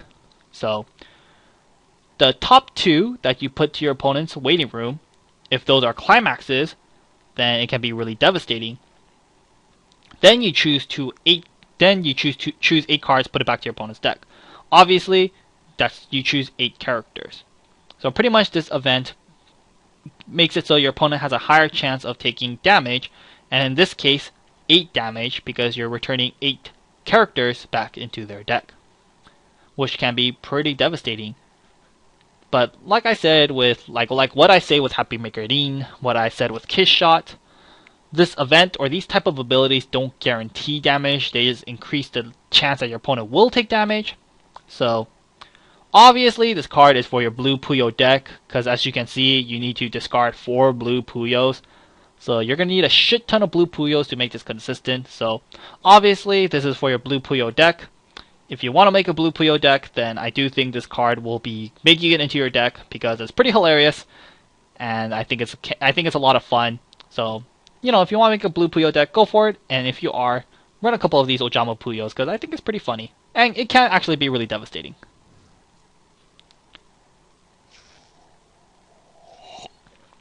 My throat is killing me. But anyways, next cards. These next 2 cards are from the TD, as you can see right here, TD. So 00500, Rurue, Puyo and Love. So continuous Aya Satan, or yeah, Satan, or Satan, get plus 1k, and assist Aya is a 500 for an assist. So 1045 TD, Seiden, Puyo, and Horn. Pretty much he has hand encore, and if you have two or more other Puyo characters, he gets plus 1k power. So not too shabby for a trial deck card. Pretty much he's a 1055 with hand encore, and if you have more of these Dudues in the back, then he becomes all that much more powerful. So let's say you have two Dudues in the back, since this is a trial deck, if you have two in the back, then he'll be like a 1075. And if he's in the middle, he'll be 85. If he's on the side, he'll be 7k, which is really, really damn strong. And he has hand encore, so 1-0 that can hit high power and has hand encore. Definitely pretty powerful for a trial deck in my opinion. So not really good start to the trial deck, huh? Oops, and lastly, the final day. And for Love Live, they just showed off the box PRs. I'm sure fairly obvious, but there's one PR for every girl, so 9 PRs. And I guess we'll go over them because some of them are actually pretty good. So first of all, 2175, Towards the Place Where It All Began, Kosaka Honoka, music trait. For every other music character you control, she gets plus 500 power. So for the full field before assist, she'll be a 2195. Honestly, not a fan of this card. 2195, not too shabby, but Honoka already has some pretty good level 2 options. They have the 2-3 change, with of course with the Happy Maker Honoka into her respective level 3. We also have a 2-1 Suicider and a... Oh, where'd it go? Oh, first of all, yeah, once again, the Suicider here. And we also have... Why can I not find this card? Oh, right here. This card not too bad either. 217k. It gets 500 for every other music character, so she's only 219k. However, when she kills something, you pay 1 and you can salvage a Happy Maker Honoka from your waiting room to your deck. So a bit more utility. So she loses 500 power as compared to the PR, but she has a bit more utility, which I think it's better. And you have the Suicider, which also has some decent utility as well. So. And so like, yeah, 2-3 changer, a Suicider, and a decent utility beater. So not too sure if this Honoka is necessary. Maybe you could tech 1 just because it's fucking cute. But besides that, I think you're better off with the other two for your 2-1s of choice for your Honoka waifu deck. For the main deck, I think you could be better off with other cards. Like just play the level 3 Maki at level 2, or just run something else. So yeah, I think you're better off with other cards. Next up, this card is fairly solid. You got the 002k PR, Towards the Place Where It All Began, ISA Eddie, music trait of course.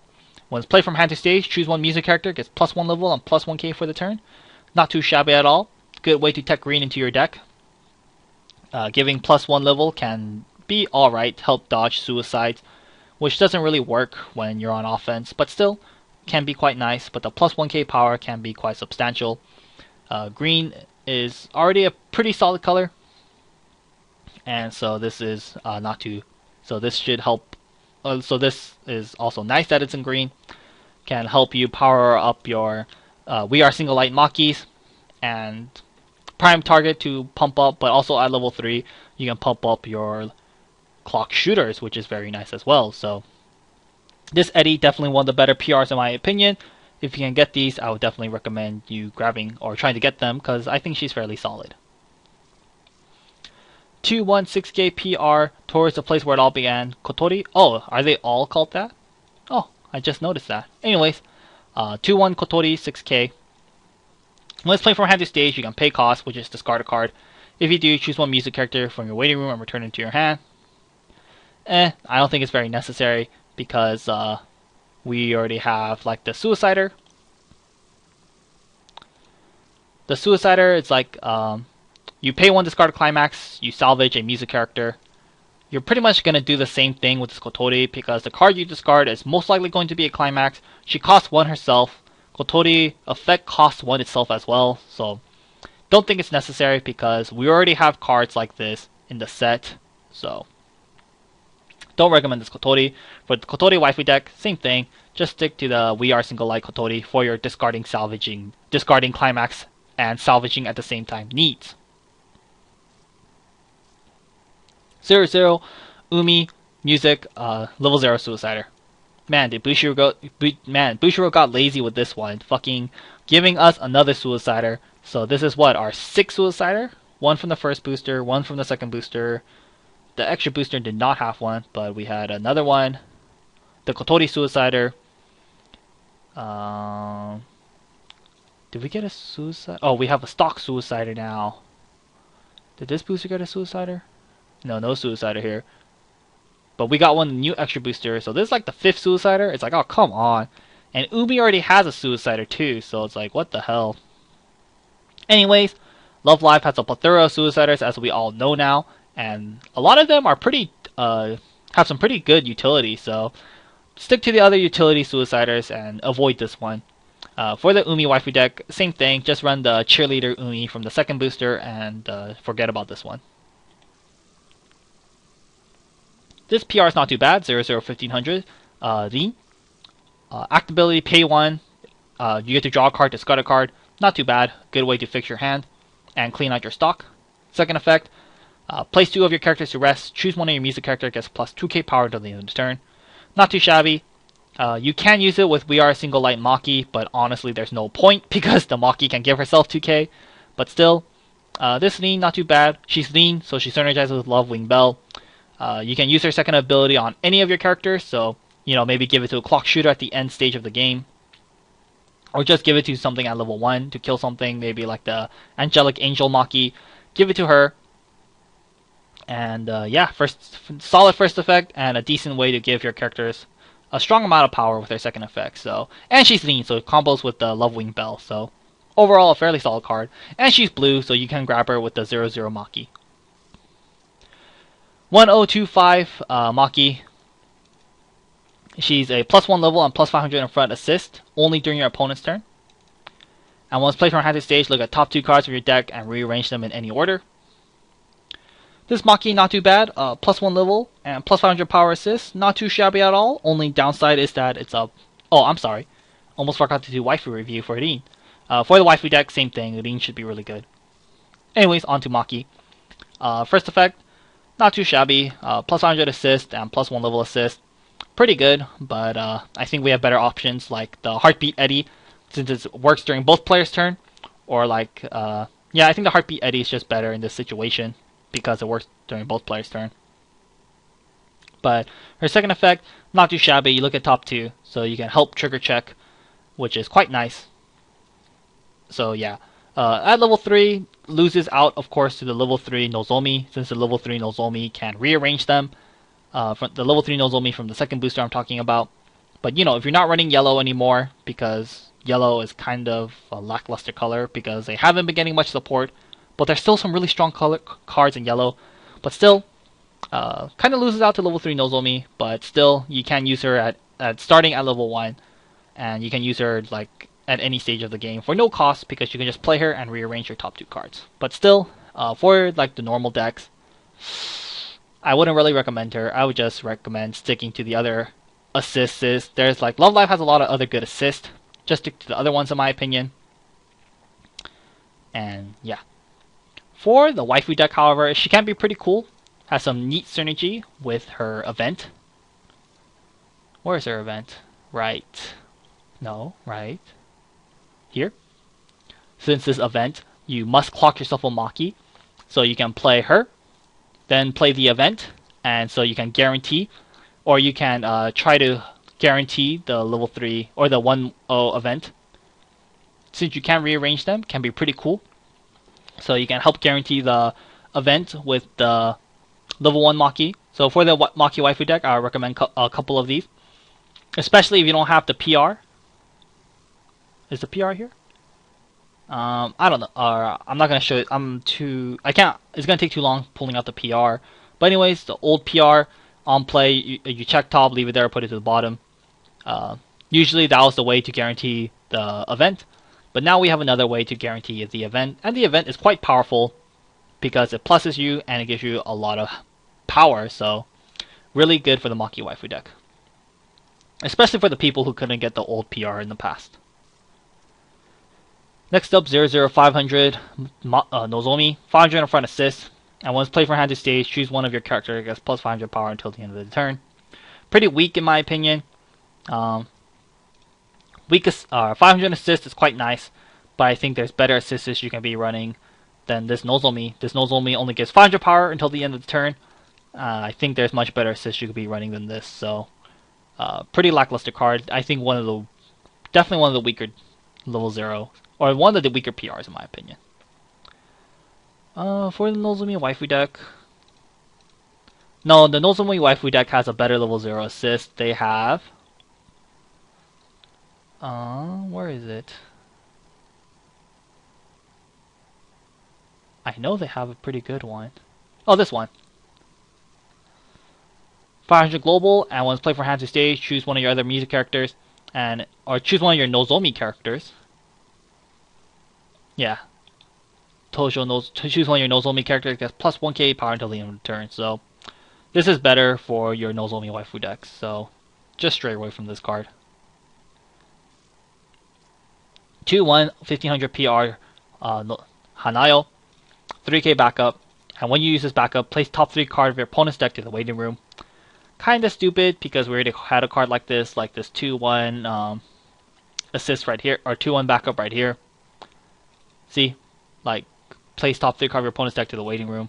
Kinda stupid because we already had a card just like this. However, this one's Hanayo and it's blue. This one is green, so if you want to run this type of backup and you wanted a blue variant, go ahead. But honestly, you don't need to run this card. It's just more for... it's a tech 1, if anything, and player's preference. Lastly, we got Nico right here, 1045 PR, music. If you have 5 or more stock, she gets plus 2k power until the end of the turn. Now this Nico, I think it's kind of cool. I actually like this Nico. First of all, I think the art is adorable on this Nico. Second of all, it's a 1065, and 1065s are always good. However, her condition is a little difficult to meet because you need 5 or more stock, which can be hard to get, especially at the very early stages of level 1. Like, as soon as you hit level 1, you might only have 3 or 4 stock. And if you have multiple Nikos in your hand, then it might not be really good. But do keep in mind, like, if you have 2 stock, you can play 3 characters. And let's say you have 2 random characters. Let's say you have one Nozomi and 1 Maki. You attack with you have 2 stock, you attack with Nozomi, you get 3 stock. You attack with Maki, you have 4 stock. You attack with Nico triggers, then it goes to your stock, and now you have 5 stock. So now Nico is now a 1065, which is pretty respectable. You know, 1065, nothing to mess with. This Nico being a 1065 can definitely, it's like the same case. Of course, you need to have 5 or more stock. So if you're forced to constantly pay out stock just because there's climaxes in there, or like you need to brainstorm really badly, then she's really bad. But in those games where you get 5 stock and you are able to keep the 5 stock, then I think she can be pretty good. So yeah, I personally think she's really cool. I would like a couple of these, maybe like 3 or 4 of these, just to try her out. And yeah, I think she has potential. And I personally think she's really cool. But will she be ran? I'm not too sure. We'll just have to see. Like I said, I think she has potential, but I don't think she'll be making the cut. But I think she's also really cool because she's a green 1065. And like I said last week with the... where's Nozomi? Where are you, Nozomi? Like I said with the 0-0 Nozomi, you know, this card has a lot of potential, but I think one of the pieces of why this card isn't going to be very good is because green lacks a very good 1-0 beater. But maybe this Nico will be the 1-0 beater that green is needing. And if she becomes really good, then I think the playability of this Nozomi skyrockets, and perhaps now we can have like a heavy green deck for Love Live. So we'll have to see, but I really think she's cool and interesting. I would maybe like 2 or 3. I would like to try 3. I would like to get my hands on at least 3 of these, and we'll just see from there. And it's really fucking cute. But anyways, that's it. Oh, for Nico waifu deck. Once again, for the Nico waifu deck, I think she can be fairly solid. The Nico waifu deck kinda lacked 1-0 beaters. They had this one right here. Where are you, Nico? Or where are you, Love Live?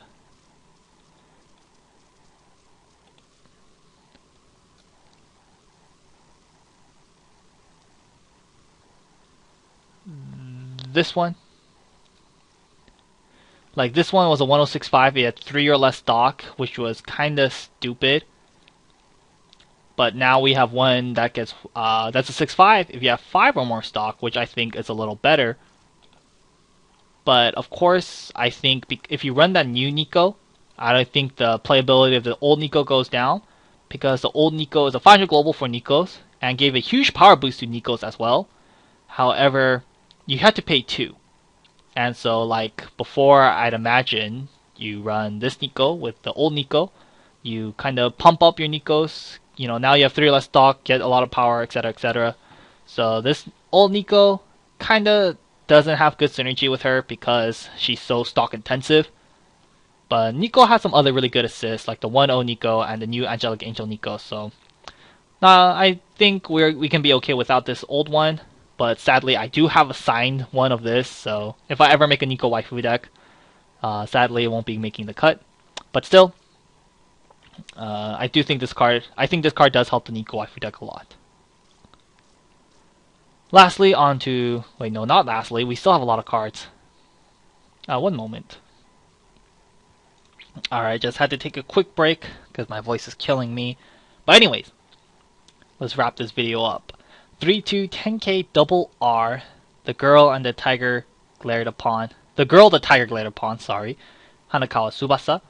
Strange and animal. When 2 or more oddity characters, this card gets plus 1k. When it's played from hand to stage, you may look at top card of your deck and either place it on top or to the bottom of your deck. When it's played from hand to stage, reveal the top card of your deck. If that card is a strange character, it gets the following ability until the end of the turn. It's a clock shooter. It becomes clock shooter for the end of the turn. So very similar to like the level 3 Yuki from SAO2. Extra booster right here. Very similar to that. Honestly, Yuki probably should have been something like this. But anyways, seeing as how her second and third ability are both autos, obviously I'm sure we all know now, when 2 auto abilities resolve, the turn player can choose which one resolves first. So obviously when you play Hanakawa first, you should resolve her second effect first, look at top, and if it's a strange character, leave it on top, then choose to resolve her third effect, which is reveal top, and if it's a strange character, she gets clock shoot for the turn.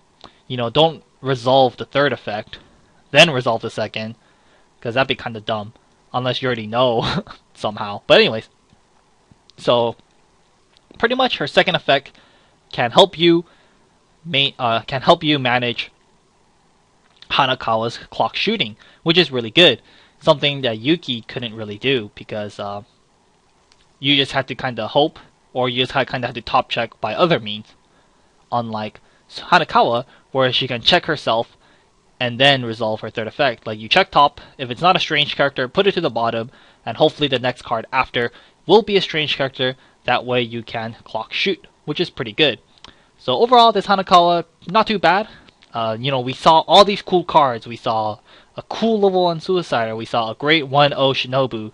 We saw some really interesting level 3s that are only Rs. But, you know, finally the double R level 3s are rolling in. And now we got a pretty cool game ender. So clock shooting, you know, you can't go wrong with clock shooting. Not the most exciting thing ever, but definitely one you can't mess with and one you can't complain about. So 3-2, she's essentially an 11k clock shooter. For when she's playing from hand to stage, she's pretty much an 11k clock shooter, which is not too shabby at all. So overall, fairly solid card. Definitely, if you're running green, then you should consider a couple of these Hanakawas, because she is a fairly solid card. 11k clock shooting, top check, to help guarantee your clock shooting. I don't think you can really complain. So overall, not too shabby. And she also has no experience requirement, which is quite interesting. So maybe if the other level 3s don't require experience, then maybe you don't need to get experience 6. But yeah, you do need experience 6 for the Shinobu. But if you're not running the Shinobu, then maybe you don't. We'll see. But overall, a solid card. I feel like I want to talk about it more, but I don't think there's much else to talk about. It's fairly straightforward, and I'm sure we can all tell it's solid. So think I'll just leave it at that. 2145R, Oddities Beginning, Black Hanekawa, Strange and Animal. It's an assist where level 3 in front of her get plus 2k power, and she has a pay 1 bond for the level 3. So not too bad. These level 3 these level 3 assists are quite nice. 2k assist for level 3s, pretty solid. Can definitely help out with the level 3 Hanekawa, because the level 3 Hanekawa will be 11k. With her in the back, she'll be 12, 13k. So 13k after assist, well, just after her, is pretty powerful and can usually get the job done. So not too shabby. I think she's solid. Like, her first effect is fairly solid on its own for being a level 3 assist, but also being a pay 1 bond for level 3 Hanekawa, not too bad either, because you can help clock shoot, and like maybe mid to late game, or maybe late game, you can like if your Hanekawa attacks, she clock shoots, she survives. Next turn, you play over this Hanekawa with a 2-1, pay 1 bond for the level 3 again, and then clock shoot them again. So maybe in that regard it can be kind of cool, but we'll see. Overall, I think it's a solid card. First effect is solid, and the bond is solid as well. Next up, 002k Uncommon, the hand that reaches out to the past, Hanekawa Tsubasa, Strange Animal. Oh, this card is kind of cool. When it's played from hand to stage, or when this card is reversed in battle, look at top card of your deck and either place it on top or to the bottom of your deck. So you get 2 top checks with her. One when it's played from hand to stage, and the second one when it gets reversed in battle. So pretty awesome when it's played from hand to stage to check top, always useful. And then when it dies, you check top. So when it dies, you can check top, and if it's a character, you can move it to the bottom. That way you can try to increase your chance of canceling the next hit. Like, let's say you have 3 characters, one of them is this level 0 Hanekawa, let's say the other 2 are like Senjo. So your opponent kills the one Senjo, then your opponent kills the Hanekawa. When it dies, you check top. If it's a character, put it to the bottom. That way, when your third Senjo gets attacked, the damage you take from this attack has a higher chance of canceling. However, let's say your opponent, same situation, your opponent kills a Senjo, then your opponent kills a Senjo. The second attack, your opponent kills the Senjo. And if your opponent kills the Hanekawa lastly, when it dies, you could check top, and then you can try to control what you draw. If the top card you see, if it's not a card you want to draw into, put it to the bottom. That way, you can draw into a card that you might want next turn. So I think that's really cool. So overall, I really like this Hanekawa. I think it's really cool getting 2 top checks, one on play and one when it dies. I think that's really awesome, and it's very fitting of Hanekawa's character as well. So I really like this card. Will it be ran? Maybe. Who knows? We'll see. It's definitely a tech card. If you want to run this, I would say 2 max. Don't go any higher than this, in my opinion. I'm not too sure if there'll be space for this card, but we'll see. I think it's playable, but probably not enough space. Especially with like the level 0 Ononoki being a really good level 0 blue filler already. Next up, more double R. 3-2 10k double R. Lemres, Puyo, and Sweet. Experience. When all your characters in your level area are Puyo, he gets plus 15, which is always going to happen. When it's played from hand to stage, you may pay cost, which is discard a card. If you do, it gets plus 1k power and the falling ability until the end of the turn, where it clock shoots. So Lemres, not too shabby. Pretty much he's an 11-5 clock shooter all the time, because you're always going to have Puyo characters in your level up area. And also, when it's played from hand to stage, you can discard a card, and he gets plus 1k, so he'll be 12-5 before assist, 15 from his own ability, 1k from his on-play ability, and then he clock shoots. So not too bad at all. A 12-5 clock shooter before assist, very strong. Definitely a clock shooter, like I said, very solid. Not the most exciting, but definitely very solid. This one, no exception. Also, I guess it depends on how well Puyo can maintain hand size. If Puyo can't maintain hand size to save its life, then this card, having a discard a card to clock shoot, might not be as good.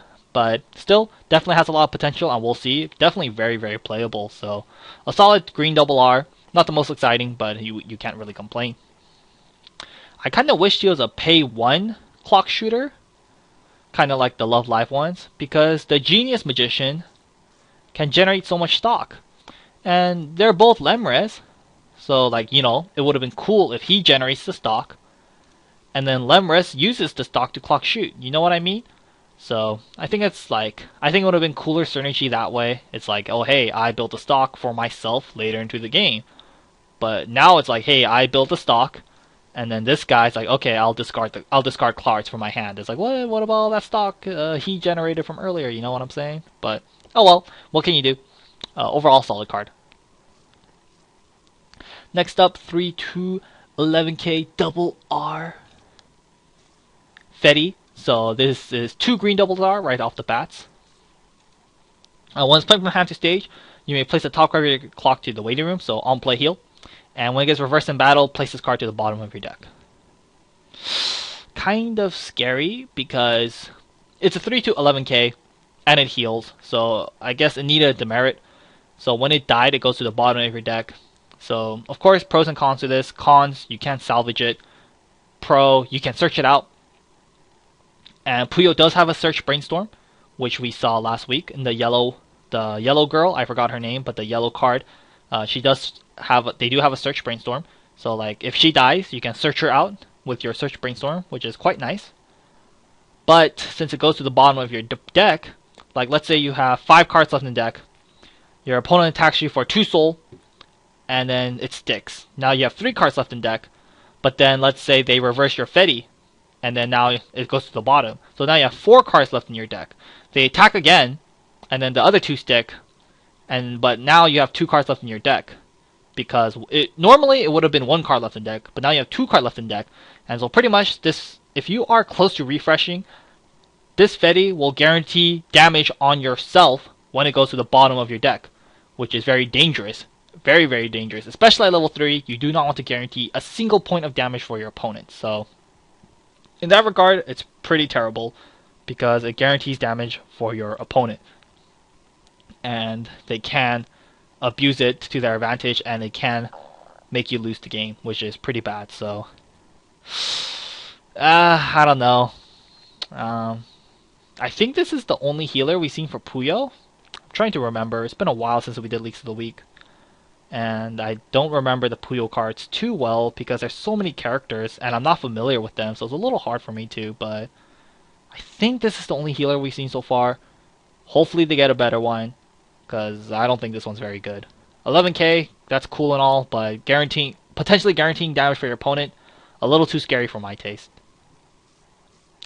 Next up, 2/1 FATE Fetty, 7K uncommon, Puyo and Occult.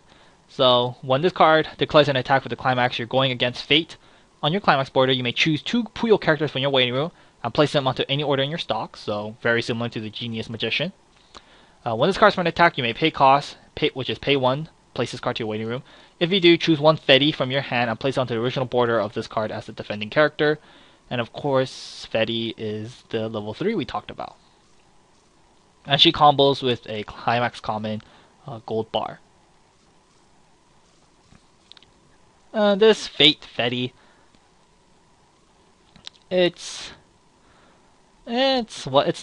whatever. She's 2/1 7K. So she's very, very, very low power. When she attacks with the gold bar, you get 2 stock, so you gain stock, but you technically only gain 1 stock because you have to pay 1 for Fetty herself. So you only technically gain 2 stock, which isn't still bad at all, but it will be useful because you only have to pay 1, kill her, to play the Fate Fetty from your hand into the original border that she was in.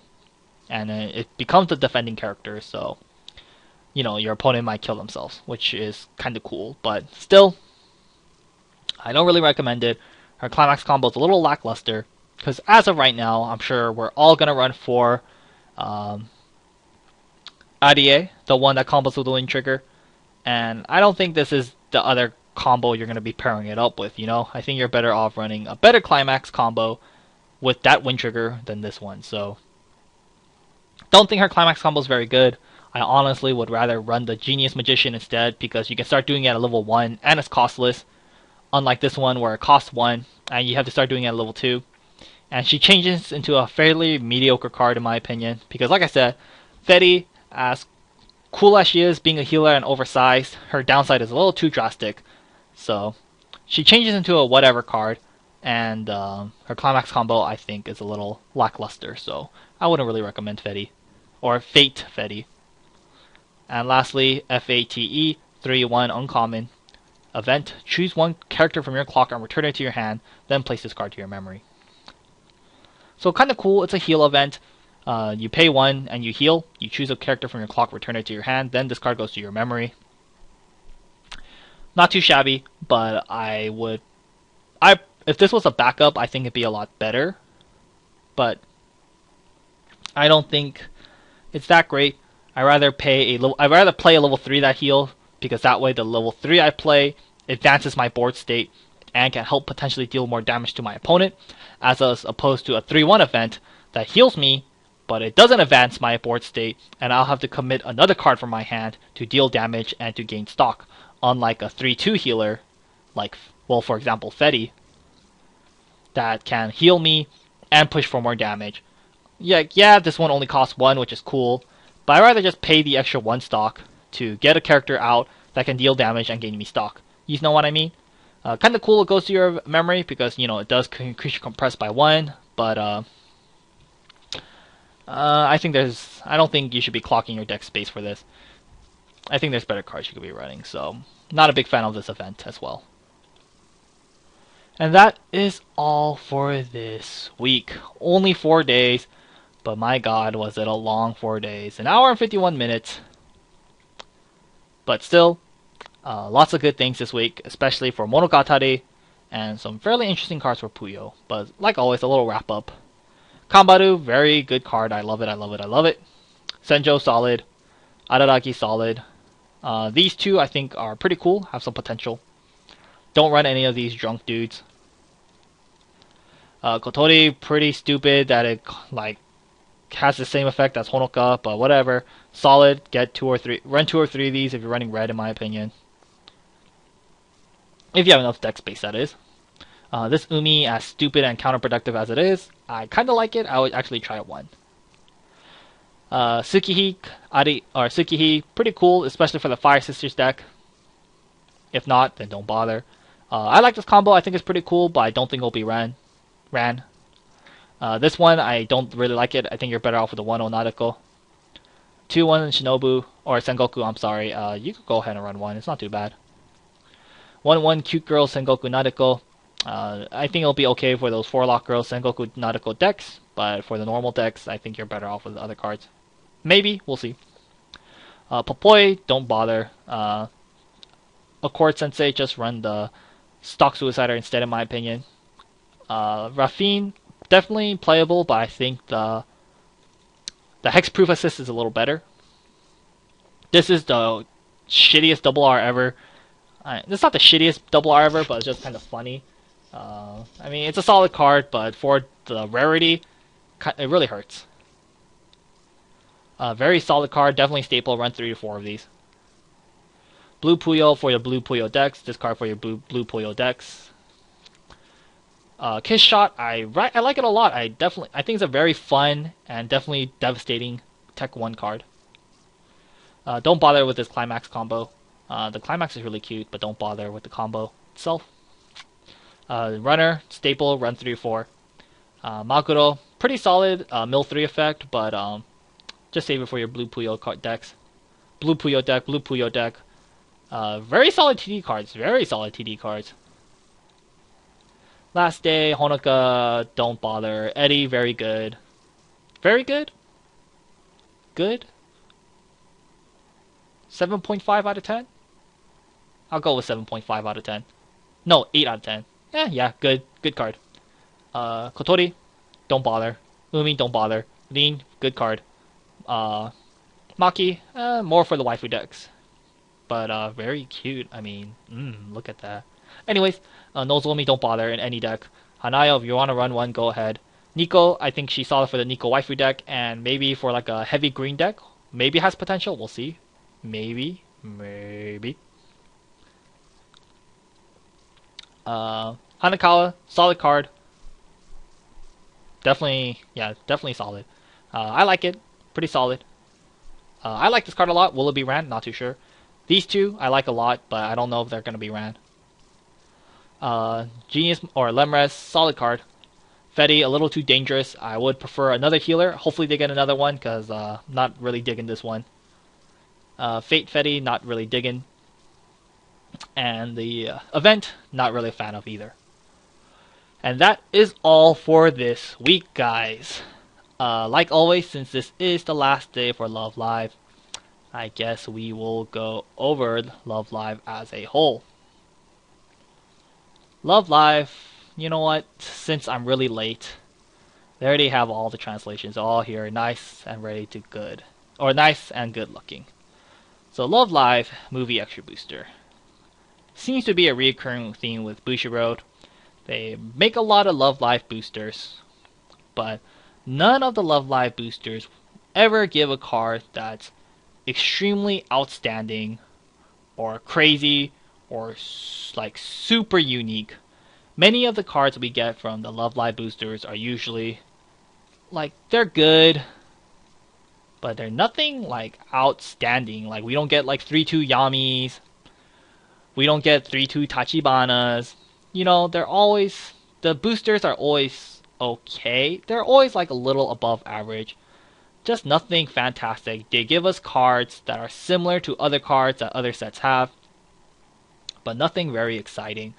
And this booster, same thing. A lot of these cards are solid, some of them even above average, but nothing very like crazy. Like, oh my god, this is like the only thing this is something only Love Live can do and no other set can do. You know, Love Live doesn't really have that, which is really kind of sad to say. But anyways, overall, Love Live as a whole, for an extra booster, I definitely think it's solid. Only shame is that it has double R's, and because it has double R's, it's a little hard to get everything. But still, overall, very solid extra booster in my opinion. The 3/2 Nico and the 3/2 Maki, these two alone make the extra booster so, like, I think these two alone make the extra booster very, very, very good. The We Are Single Light gimmick is very fun in my opinion. I think it's very interesting and adds a ton of unique deck building you can do. Like the most unique card we got in this set was the Rin, because the Rin is very new. There's like no card like this. So I think the Rin, like I'm really excited for this Rin because she really is something fresh and new that we haven't ever seen in any other set. Like, we've seen all these other cards. Like, this is a shitty Minami. This is a Clock Shooter. This is a Burn On Play. But Rin is completely new, so I'm really excited for Rin. Who knows if she'll be good, but we'll just have to see. But overall, like I said, this extra booster, fairly solid. It definitely will help out Love Live as a whole, solely for the fact that We Are Single Light Maki and We Are Single Light Nico is here. These two cards alone, I think, will definitely push Love Live to be better.